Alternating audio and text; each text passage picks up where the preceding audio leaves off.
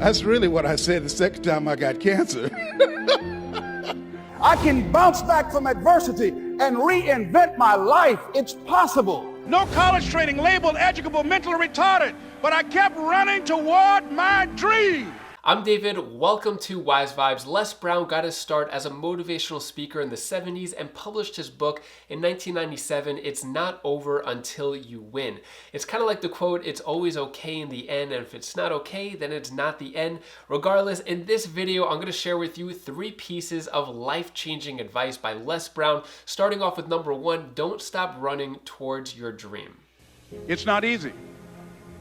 It's hard changing your life. It was hard when just over 3 years ago in the Penobscot building in Detroit, Michigan, where I was operating my business, and I fell on some hard times, and I was sleeping in my office.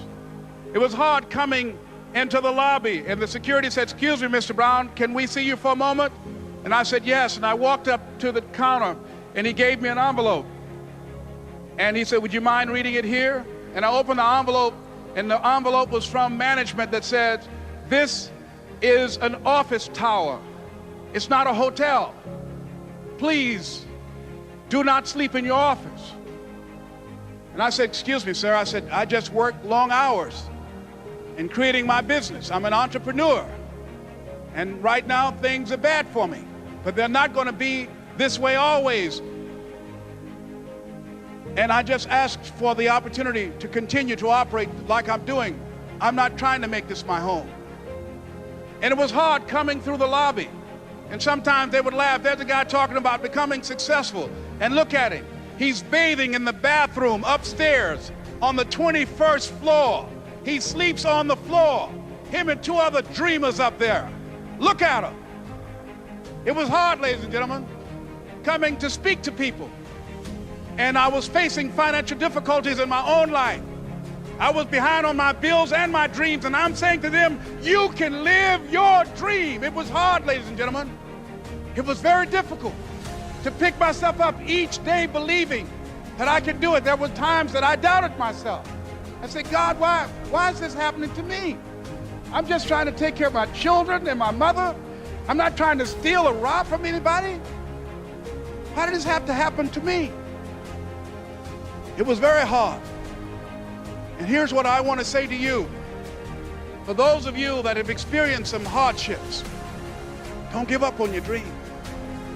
No one could have convinced me by holding on, by continuing to push forward, by continuing to run toward my dream, that one day I would have my own talk show. It's a long shot, ladies and gentlemen, from Liberty City, an abandoned building on a floor, never knowing my mother or father. It's a long shot. Being here with you today in this dome in Atlanta, it's a long shot. No college training, labeled educable, mentally retarded, but I kept running toward my dream.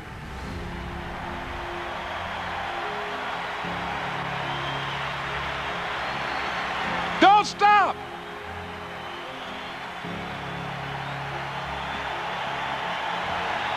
Don't stop.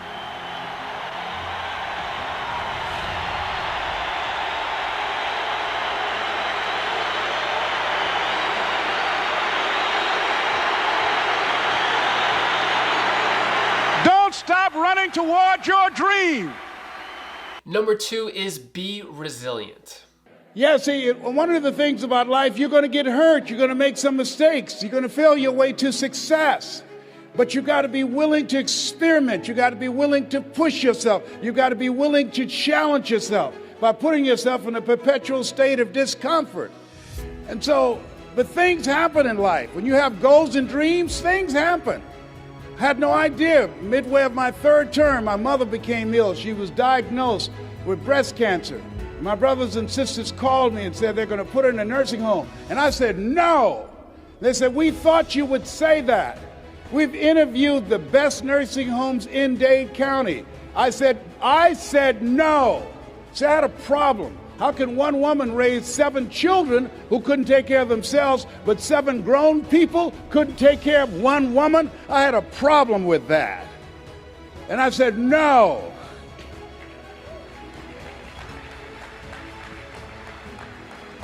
So I resigned from the Ohio legislature and I came back to Miami to take care of Mama, and took care of her until 89. And there are things, as you have your goals, things are going to happen to you that you can't anticipate. Some of you are in the eye of the storm now. Things are going to happen. And don't say, why does this have to happen to me? Why not you? Who would you suggest? You want to give us some names or email addresses?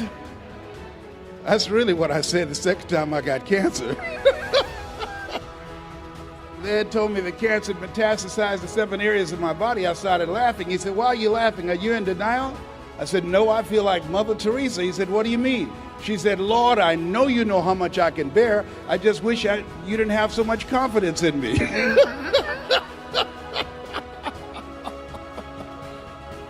There's times in your life when things are going to happen that you've got to begin to put your dream on hold. And you might have to reinvent yourself. How many have already gone through that? Raise your hands, please. It's called life. And don't tell everybody about it. 80% don't care, and 20% glad as you. You have to suck it up and handle it. That's what it's called being in business, being an entrepreneur, being a risk taker, walking by faith and not by sight. Stuff happens to you. And if you're liking the video so far, hit the like button down below and subscribe for more videos like this. Number 3 is it's possible. I want you to look at something right now. Think of some major goal you want, or maybe it's one you're already working on and you have experienced a lot of setbacks, a lot of defeats. You've experienced a lot of disappointment. Maybe you've already given up. And maybe you just need a little fire, a little encouragement to get back in the game again. Here's what I want you to look at. There are winners, and there are losers, and there are people who have not discovered how to win. And all they need is some coaching. All they need is some help and assistance, just a little support. All they need is some insight or a different strategy or plan of action to make some adjustments that will open up the key to a whole new future for them, that will give them access to the unlimited power that they have within themselves. That's all that they need. So what I want you to do is think about something you want for you, that's real for you, that's important for you, that will give your life some special meaning and power. And I don't even want you to say, I can do that. I don't want you to assume that. See, 5 years ago, when I started out in this area, I would not have been able to make the mental leap that I would be up to where I am right now. I don't want you to begin to just psych yourself out. No. I want you to be able to say something to yourself that will enable you to maintain a level of integrity with yourself. That when you say this, even when you face tremendous setbacks, it will be a benchmark to keep you in the game, to keep you moving forward and experimenting and readjusting your strategy and your plan of action, continuously looking for ways to win. So what is that something?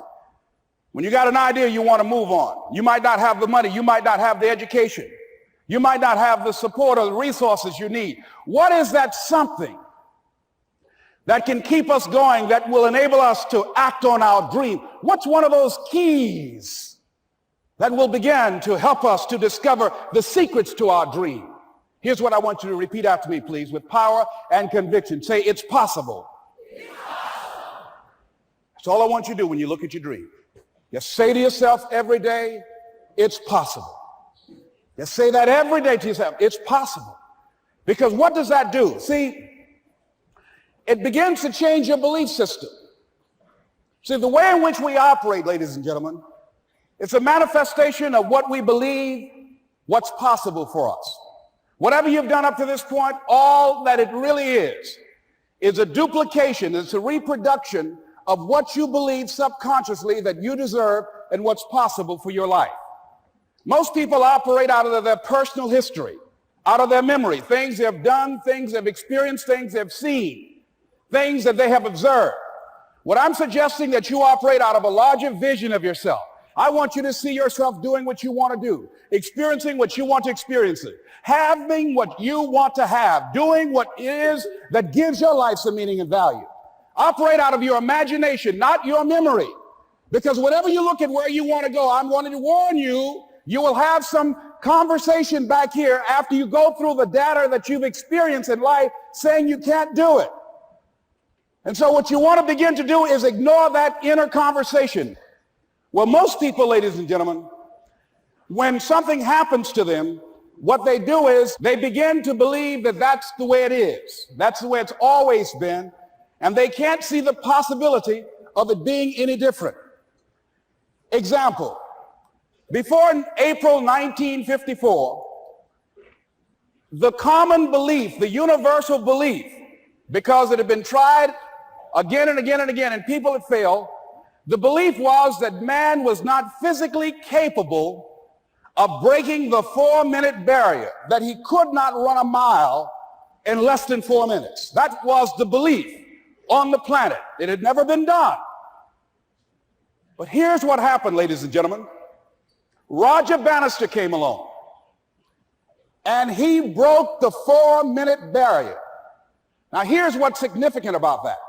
Since that time, up to this day, over 20,000 people have done it, including high school kids.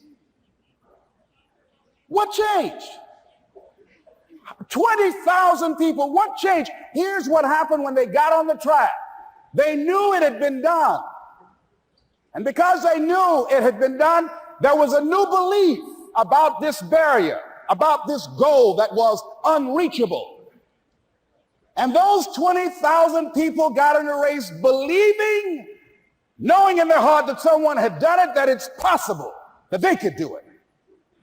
And I'm saying that if you know anybody that had some goal, some dream, something they wanted to do, and they did it, then I'm saying that you know in your heart that if someone has done it, then you can do it. It's possible. And that if someone can make their dream become a reality, that it's possible that you can make your dream become reality. And so as you begin to look at where you want to go, beginning to embrace that, it's possible. I'm blessed and highly favored. I've got a lot going for me. I got some good stuff in me. And it's possible that I can bring my greatness out here in the universe, that I can do what I want to do. It's possible I can write my own book. I can have my own business. I can take the trip and travel around the world. It's possible. I can bounce back from adversity and reinvent my life. It's possible. Regardless of where I am, the things can get better for me. It's possible. I'm thinking about two men right here in Chicago who were fairly successful, similar background, educated. They worked for a corporation for many years, and they were among many people that were laid off. Two guys who were very good friends. One went out looking for a job for several weeks along with the other one, and they faced disappointment and rejection again and again and again. They couldn't find any work, which is the story of many people across this country. One guy stopped. He became discouraged. He stopped going. He stayed home looking at television, became very argumentative and toxic with his wife, drinking beer, getting on the phone, talking to his other negative, unemployed friends. And he just gave up. The other guy kept looking for a job everywhere he could go. Every time he could get an opportunity, kept asking people, networking, checking the newspapers every day, kept going everywhere he could, trying to find a job. You have too much education. You're overqualified. You won't be here long enough. He kept going. He kept going. He went to a place and said, look here, I tell you what, if you can't hire me, and I know you can use my talents, abilities, and skills, I don't want to sit home and do nothing. Just let me do some volunteer work. You don't have to give me anything, all right? I just want to work. I want to be busy. Guy said, okay, it's on you now, but don't expect me to give you anything. It's okay. This guy came in and worked. He was the first one there. The last one to leave was the best employee there. About 4 weeks later, one of the top managers quit. They were looking for a replacement. Guess who they selected? This other guy. This guy who was volunteering his time. He got the job. What was the difference between the two men? Eyesight and mind sight. Eyesight is judging on what you see, judging according to appearances. But mind sight is how you interpret what you see. One guy said, it's not possible, it's over, I'm finished. I can't do it. I can't make it. He surrendered. I've faced rejection again and again. I'm not going anymore. There are no jobs out there. But this other guy, he felt that in spite of the no's and rejections, in spite of how bad the economy is, in spite of what the newspapers are saying, that it's possible that somebody somewhere will give me a job. He just kept going, thinking it was possible. And guess what, ladies and gentlemen? That's what we have to do with our dreams. Because things happen to you in life that you can never, ever anticipate. And many times when those things happen, you want to give up. I remember when I was in broadcasting, when I was a disc jockey, I became very controversial, not only being a disc jockey, but I felt that radio was something that you not only entertain people with, but you also empower them, you educate them. And I got fired. I didn't just leave, they fired me. That was a shock. I said, wait a minute. They took my microphone. I thought that was who I was. No, ladies and gentlemen, it wasn't. I had to do something else. And I didn't know what else I could do. See, here's what I'm looking at. What are the uses for your life right now that you haven't even reached for yet? See, I believe that when you don't have enough encouragement to act on your dreams or ideas, or you're not enlightened enough, that life will act on you. See, life had moved on me and said, Les Brown, you have outgrown this. It's time for you to do something else. Well, I wasn't enlightened enough. I organized some disc jockeys and got my job back. So they had to fire me again. I got fired twice. Here's what I did. I had to think of something else. And so a guy suggested to me, he said, Les, why don't you run for office? I said, man, I've never run for office. I've never known anything about how to operate in the political arena. I've heard encourage people to register to vote and get out to vote, but I don't know anything about politics. He said, well, neither do the people who run for office all the time.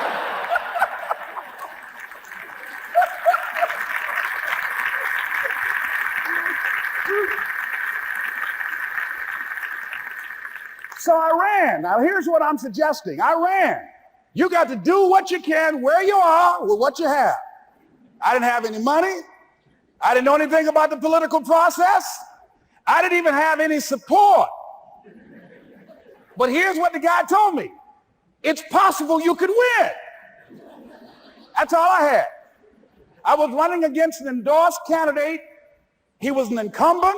He had the newspaper support, all of the leadership in the community, and I was challenging this guy.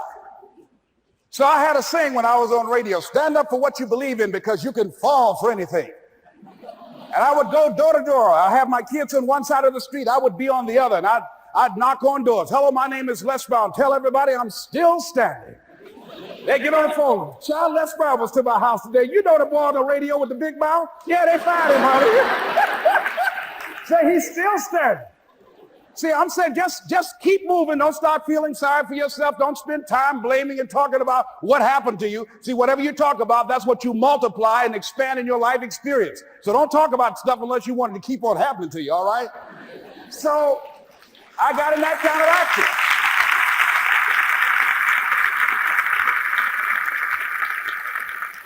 As I continue to do that, had my children with me, we're going door to door, didn't have enough money. Eventually, we got close to the election and something happened that really surprised me. Guys who I thought were going to either support me or stay out of it, various powerful community leaders, they became involved in it and they endorsed my opponent. I felt devastated. Now that's going to happen to you when you're working on your dream. Things are going to happen that's going to catch you on the blind side. That was shocking to me. They didn't have to do that. All they had to do was just stay out of it. But here they go, come up in there messing with me. Now that's going to happen. There's some people who believe it's their personal business to stop you from living your dream, all right?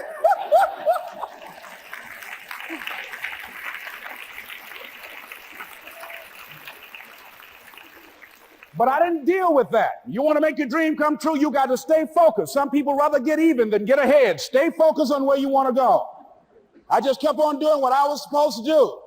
And so I was driving to the radio station. My opponent had over $20,000. I had less than $800. As I was in the radio station, the guy said, "You're going to make a commercial?" I said, "Yes." He said, "It better be a good one because that money can't go pretty far here." And I sat there in the middle control room and I was thinking, and here's what happens when you get still. Stuff will start coming. Something said, "Call your mama." You used to talk about your mother on the air all the time. Ask her to say a few words for you. That'll be a different kind of political spot. So I called my mama, and I had a gospel record playing in the background.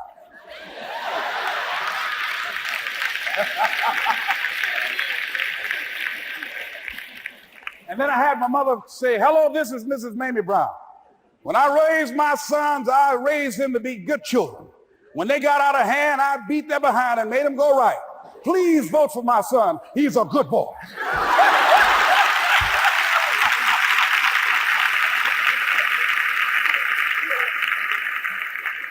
Usually in the state representative race, maybe 3,000 or 4,000 people will come out to vote in a primary. In that primary race, over 27,000 people came out and voted and said, "I'm voting for Les Brown because his mama said he's a good boy."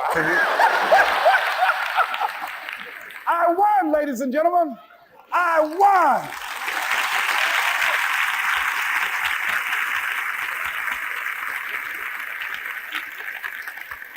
So you've got to be willing to stay focused, to be creative, to be relentless, because things are going to happen to you when you're working on your dream.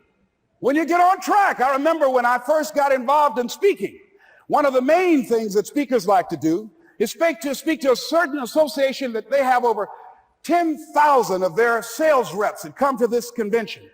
And I was relentless. I kept saying, "It's possible. It's possible." See, what I want to let you know and set you up for, because you say it's possible, don't mean that you're not going to have any problems. That Murphy's Law ain't going to come and slap you side the head. Old Murphy gonna come visit you. He's waiting for some of y'all out in the parking lot. "Oh, you say it's possible. Okay, it's possible. You better get up." Well, I was working. I kept saying, "It's possible." They got other speakers on this program. I can be on that program too. I kept selling myself. I got all fired up. And I was calling them every day.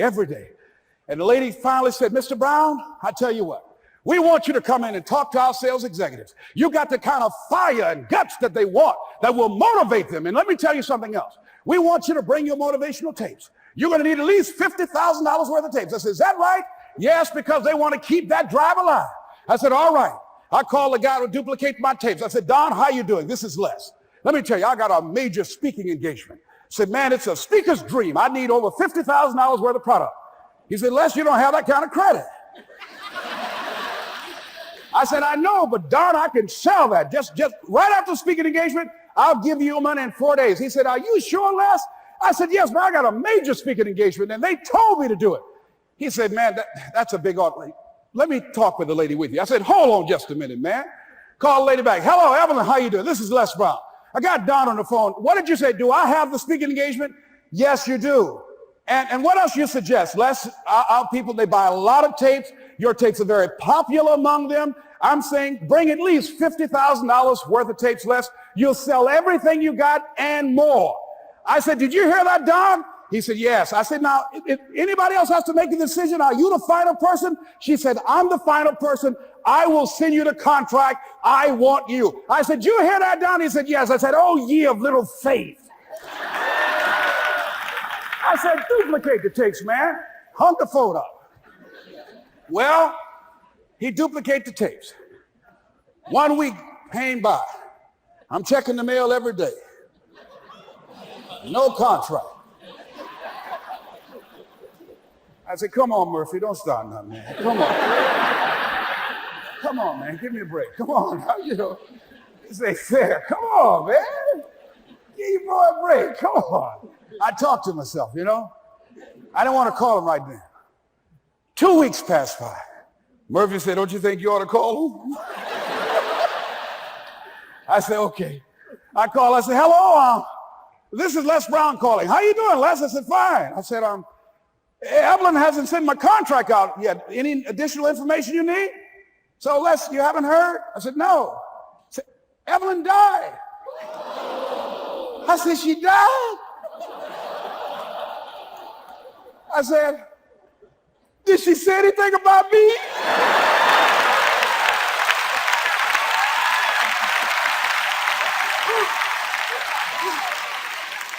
When I got home, I was so wiped out. And Murphy was in the house waiting on me. Murphy said, is it possible you want to listen to some of your tapes?